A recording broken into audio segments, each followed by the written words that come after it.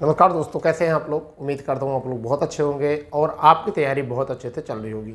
जैसे कि आपको पता है कि आंगनबाड़ी यूपी में आंगनबाड़ी वैकेंसी जो है भर्ती 2024 को लेकर बहुत लंबी चर्चा चल रही है और बहुत बच्चे जो हैं उत्सुक हैं। और उत्सुक क्यों ना हो, वैकेंसी जो है वो 23,750 वैकेंसी जो है ये आपकी देखने को मिल रही है। कितनी? 23,753 वैकेंसी आपको देखने को मिल रही है। और इसमें योग्यता जो है वो आपकी है 12वीं पास। ठीक है। मेरिट कैसे बनेगी आज हम इस पर बात करने वाले हैं। सैलरी कितनी मिलती है, आयु कितनी होगी और क्या है इसमें बेनिफिट, और क्या आगामी वेतन में बढ़ोतरी होगी या क्या कर रहे हैं मांग। ठीक है। और किस तरीके से मेरिट बनेगी। सबसे बड़ी बात तो ये है, क्या 10+2 और जितने विधवा या जितने तलाक शुदा महिलाएं हैं उनको कुछ बेनिफिट मिलेगा या नहीं मिलेगा, सब पर हम बात करने वाले हैं। परंतु आप ये देखिए अभी कितने जनपदों में ये शुरू हो चुका है, उसके लिए मैं आपको थोड़ा सा जो है बताना चाहूँगा कितने जनपदों में जो है ये ऑनलाइन शुरू हो गई है, कितने जनपदों में शुरू हो गई है। चलिए वहाँ चलते हैं और देखिए ये मैं आपको दिखाना चाहूँगा कितने जनपदों में शुरू हो चुकी है। तो दोस्तों अब आपको जो है ना ज़्यादा परेशान नहीं होना है। देखिए कानपुर नगर में ये शुरू हो चुकी है। इन जिलों में आवेदन शुरू हैं, अंतिम तिथि की इंतजार न करें। ठीक है। तो ये कानपुर नगर में शुरू हो चुकी है, रामपुर में शुरू हो चुकी है, गौतम बुद्ध नगर में इसका आवेदन शुरू हो चुके हैं, मथुरा में शुरू हो चुके हैं, लखनऊ में शुरू हो चुके हैं और आपकी चंदौली में शुरू हो चुके हैं, इटावा में शुरू हो चुके हैं, अयोध्या में शुरू हो चुके हैं, अलीगढ़ में शुरू हो चुके हैं और आपकी भदोई में शुरू हो चुके हैं। ठीक है। आपका और फतेहपुर में शुरू हो चुके हैं। तो ये अभी 1 2 3 4 5 6 7 8 9 10 11 अभी 11 जनपदों में जो है ये शुरू हो चुके हैं आवेदन। ठीक है। अब धीरे धीरे जो है इनके आवेदन जो है सभी जनपदों में जो है ओपन कर दिए जाएंगे। फिलहाल में अभी जो है इन जनपदों में जो है आवेदन शुरू हो गए हैं। ये बिल्कुल आज का ही अपडेट है, आज का ही अपडेट है, बिल्कुल टुडे अपडेट है। ठीक है भाई। अब हम सबसे पहले बात करने वाले हैं कि इसकी थोड़ी सी जो है नियमावली देख लेते हैं कि क्या इसकी आयु रहेगी, क्या इसका प्रक्रिया रहेगी आगे, उसकी सारी नियमावली देख लेते हैं।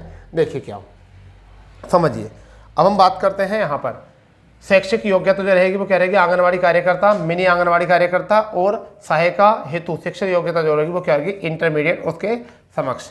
ठीक है। अब आप अगर इंटरमीडिएट हो तो आप इसमें आवेदन कर सकते हो, यानी कि 10+2 के लिए आप आवेदन कर सकते हो। ठीक है। अगर आप स्नातक हो तो आपको इसका बेनिफिट मिलेगा, आप परा स्नातक हो तो आप इसका भी बेनिफिट आपको मिलेगा।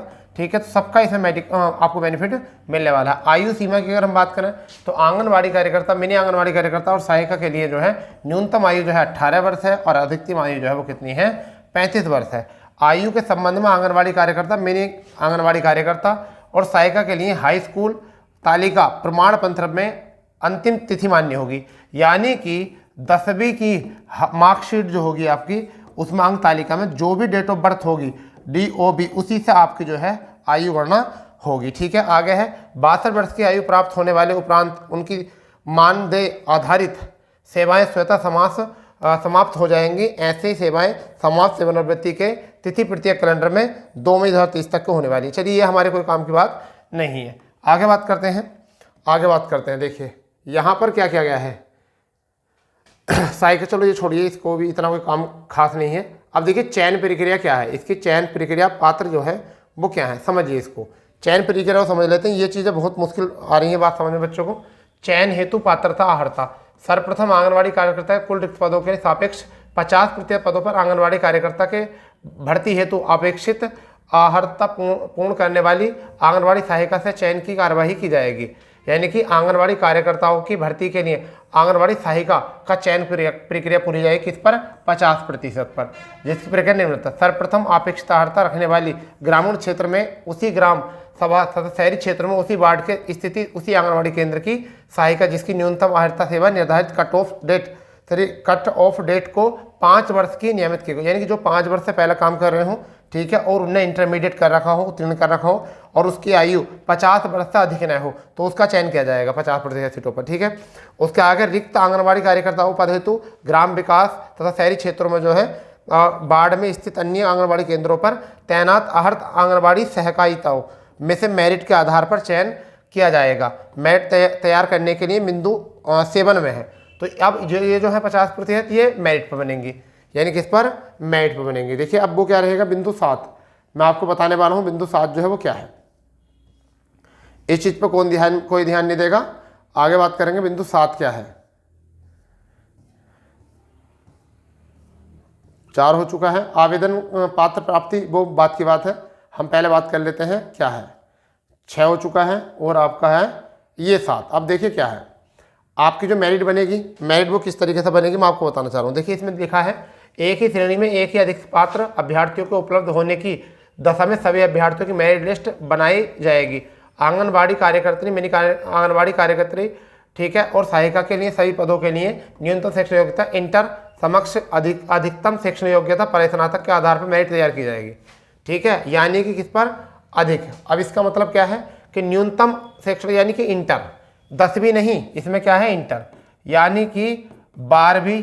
ठीक है, यानी कितनी 12वीं।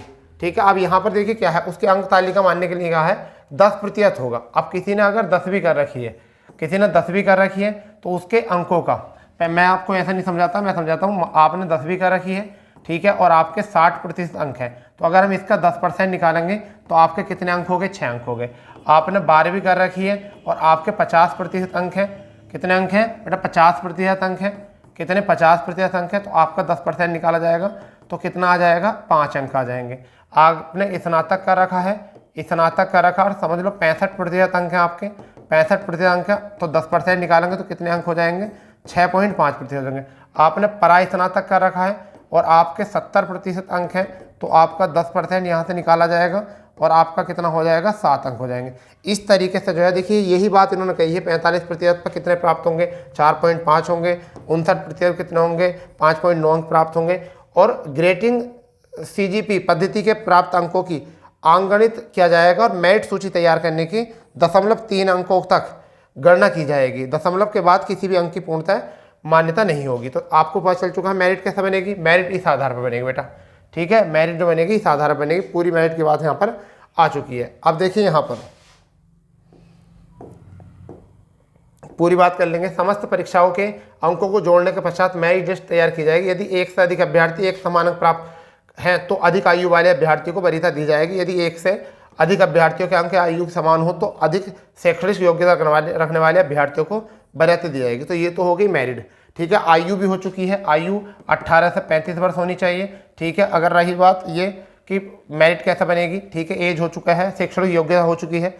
अब हम बात करने वाले हैं वेतन की। तो देखिए वेतन के बारे में अगर हम बात करें यहाँ पर, तो वेतन क्या है समझिए। वेतन जो है वो अभी फिलहाल में जो मिल रहा है वो कितना है, वेतन मुझे ऐसा लगता है कि 8,000 प्लस कितना मिलता है, 8,000 प्लस वेतन मिलता है। ठीक है, इससे पहले शायद 7500 वेतन मिलता था, 7500 वेतन मिलता था, मगर अब कितना मिलता है, वेतन 8,000 मिल रहा है। और आगे वेतन बढ़ाने की जो है 2024 में वो मांग की जा रही है और आगे बढ़ेगा भी। इसलिए अगर आपको लगता है कि अभी आपकी किसी और जगह जॉब पक्की नहीं हो रही है तो कम से कम एक सरकारी टैग मिल जाएगा। यूपी में तो शायद 8,000 मिल रहे हैं, कुछ राज्यों में 12,000 के सापेक्ष मिल रहे हैं और आगे जो है शायद भत्ते लग के 12,000 के समथिंग भी सैलरी बन पा रही होगी शायद। ठीक है, ये बात आ चुकी है यहाँ से। इसमें और तो कुछ ऐसा है नहीं, पदों की निर्धारित थी नहीं है इसमें। और भी सत्यापन नियुक्ति के बाद भी कुछ ऐसा नहीं है। वरीयता आंगनबाड़ी चयन अभ्यर्थी समायोजन जिला वाले कराएंगे। ठीक है, इतनी बात यहाँ पर की गई थी।